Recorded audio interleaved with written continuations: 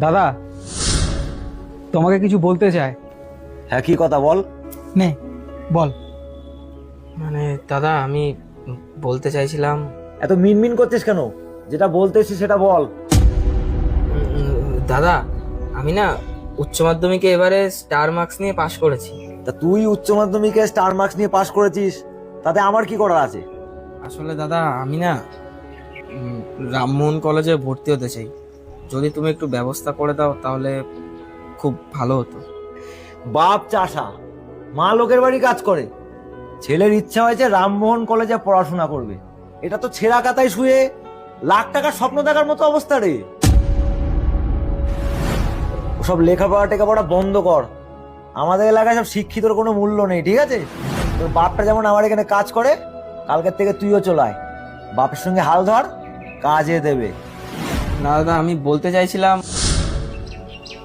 আমি তো একবার বলে দিয়েছি হবে না, তারপরে আবার কি বলতে আছিস তুই?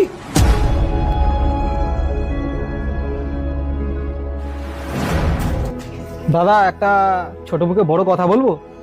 তোর আবার কি বলার আছে?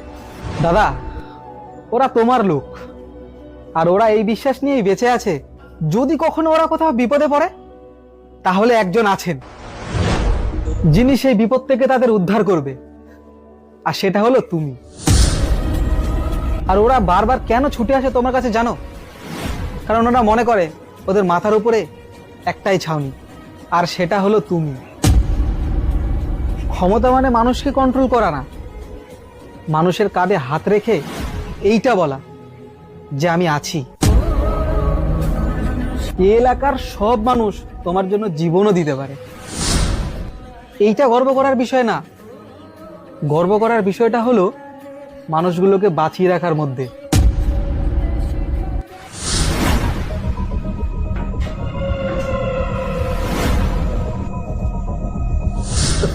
দাদা, আপনি এখানে? আপনি কষ্ট করে আসলেন কেন? আপনি আমাকে বলতেন, আমি চলে যেতাম আপনার বাড়িতে। থাক থাক, যেটা বলতে এসেছিলাম, এ আমাদের পাড়ার ছেলে, ও আপনাদের কলেজে ভর্তি হবে। ওর ভর্তির ব্যবস্থাটা করে দেবেন, ঠিক আছে? কিন্তু দাদা, ফ্রি সিট তো সব বুকিং হয়ে গেছে, আর যেই সিটগুলো আছে সেগুলোর জন্য 2 লাখ টাকা করে লাগবে। ওসব টাকা মাকা আমি জানি না। আমি যখন বলেছি ও আপনার কলেজে ভর্তি হবে, মানে ভর্তি হবে, বাকিটা আপনি বুঝে নেন। চল। কিন্তু দাদা, এইভাবে যদি সবাইকে দান করি তাহলে তো আমাদের ব্যবসা লাটে উঠে যাবে। শিক্ষাটাকেও কি আজকাল ব্যবসার মধ্যে পরিণত করেছেন নাকি? আমি চাই ও আপনাদের কলেজে পড়াশোনা